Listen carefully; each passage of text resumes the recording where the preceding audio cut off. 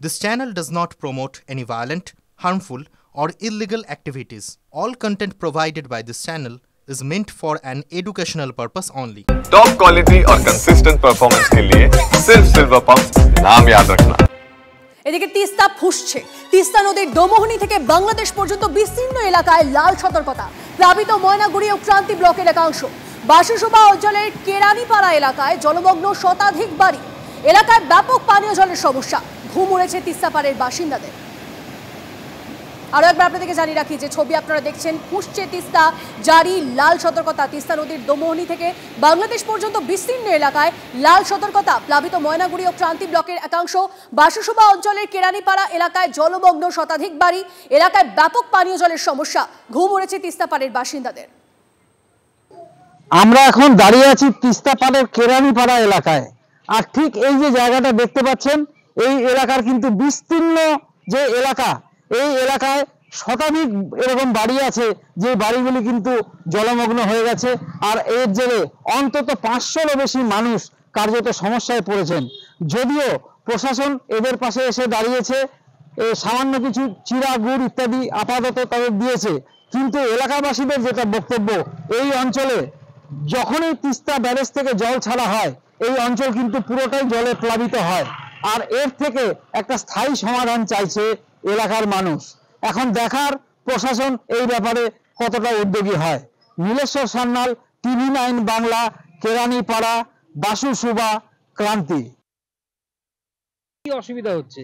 আমাদের অসুবিধা হয়েছে, রাস্তায় জল, যাতায়াত করতে পারি না। তাই? হ্যাঁ, যানবাহন চলে না।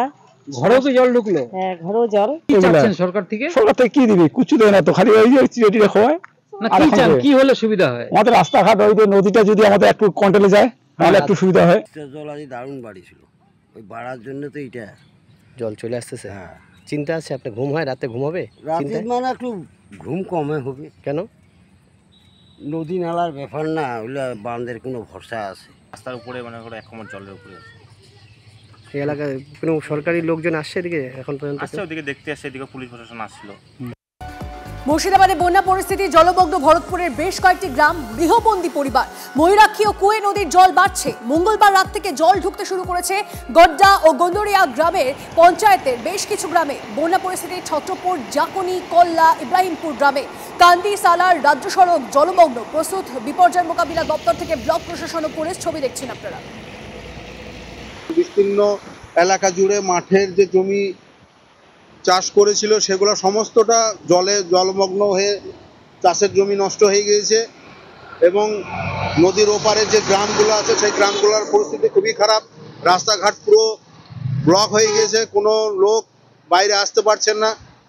এরপরে যদি আকাশে আরো বৃষ্টি হয়, পরিস্থিতি আরো ভয়ানক হবে। রাত থেকে প্রবল বৃষ্টি, ফের প্লাবিত ঘাটাল, বাড়ছে জল, বন্যার আশঙ্কা। ঘাটাল পুরসভার 12টি ওয়ার্ড, ঘাটাল ব্লকের 7টি গ্রাম পঞ্চায়েত এলাকা প্লাবিত। যাতায়াতে নৌকায় ভরসা। একাধিক স্কুল কলেজ জলমগ্ন। আজ ঘাটালে যাচ্ছেন সাংসদ দেব। ঘাটালের মহকুমা শাসক কার্যালয়ে প্রশাসনিক বৈঠক করবেন তিনি। বৃষ্টি, বন্যা, ওইটারই তো সমস্যা, সবেরই সমস্যা। আমরা কি আর বসে খাবো? আমাদেরকে তো জল ভিজে করে যেতেই হবে কাজে।